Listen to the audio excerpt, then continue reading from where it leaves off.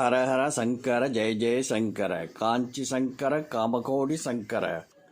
புரட்டாசி மாதத்தில் வரும் மாலை அமாவாசை முன்னோர்களை வழிபட்டு அவர்களின் ஆசிகளை பெறுவதற்கு மிக மிக உகந்த தினமாகும். வழக்கமாக மற்ற அமாவாசை அன்று மட்டும்தான் முன்னோர்களுக்கு தர்ப்பணம் கொடுப்பார்கள். ஆனால் வருடத்திற்கு ஒரே ஒரு முறை புரட்டாசி மாதத்தில் தான் அமாவாசைக்கு முன்பு வரும் 15 நாட்களும் தினமும் முன்னோர்களுக்கு தர்ப்பணம் கொடுத்து வழிபட்டு அவர்களின் ஆசிகளை பெறுவதற்குரிய காலமாக சொல்லப்படுகிறது. இதுவரை முன்னோர்கள் வழிபடாமல் இருந்த பாவமும் முன்னோர்களின் யாருக்காவது தர்ப்பணம் கொடுக்காமல் விடுபட்டதால் அவர்களின் ஆன்மா துன்பத்தை அனுபவித்து கொண்டிருந்தாலும் மாலைய பட்சத்தில் தர்ப்பணம் கொடுத்தால் பல தலைமுறை முன்னோர்களை அது சென்றடையும் என்று சாஸ்திரம் சொல்கின்றது.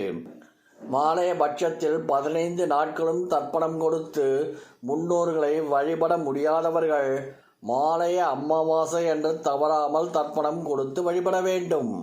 வெளியூரில் இருக்கின்றோம், வெளிநாடுகளில் இருக்கின்றோம், நீர்நிலைகளுக்கு நேரில் சென்று தர்ப்பணம் கொடுத்து வழிபட முடியாதவர்கள் வீட்டிலேயே எளிமையாக தர்ப்பணம் கொடுத்து வழிபடலாம். வீட்டில் எப்படி தர்ப்பணம் கொடுத்து முன்னோர்களை வழிபடலாம் என்பதை தெரிந்து கொள்ளலாம். சூரிய உதயத்திற்கு பின் குளித்துவிட்டு ஒரு நிமிடம் மனதார முன்னோர்களை நினைத்து பிரார்த்தனை செய்து கொள்ளவும். வீட்டில் தர்ப்பணம் செய்ய ஒரு தாம்பூலம் வைத்து அதன் மேல் வலது கை கட்டை விரல் ஆள்காட்டி விரலுக்கு நடுவே சிறிது கருப்பு எள் வைத்து நீர் ஊற்றி முன்னோர்களை அனைவரின் பெயர்களை சொல்லி 3 முறை நீர் விடவும். இந்த நீர் கால்படாத இடத்தில் ஆறு, குளம், ஏரி, கிணறு போன்ற நீர்நிலைகளில் விடவும்.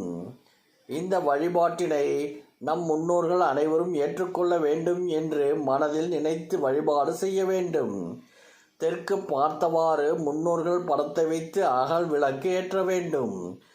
முன்னோர்கள் படத்துக்கு துளசி மாலை அணிவித்து சாம்பிராணி தூபம் போட வேண்டும். நீரை சொம்பு நீர், வெற்றிலை பாக்கு, 2 வாழைப்பழம், மல்லிகை பூ சிறிதளவு வைக்க வேண்டும்.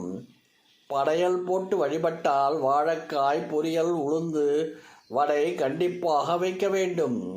சாதத்தில் சிறிது தயிர், கருப்பு எள் கலந்து காக்கைக்கு கிழக்கு திசை பார்த்து உணவு வைத்து நீர் விழவ வேண்டும்.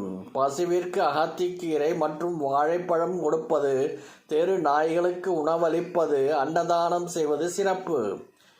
மாலை 6 மணிக்கு மேல் அருகிலுள்ள கோவிலுக்கு சென்று ஒரு நல்லெண்ணெய் தீபம் முன்னோர்களுக்காக ஏற்ற வேண்டும். ஹரஹர சங்கர ஜெய ஜெய சங்கர காஞ்சி சங்கர காமகோடி சங்கர.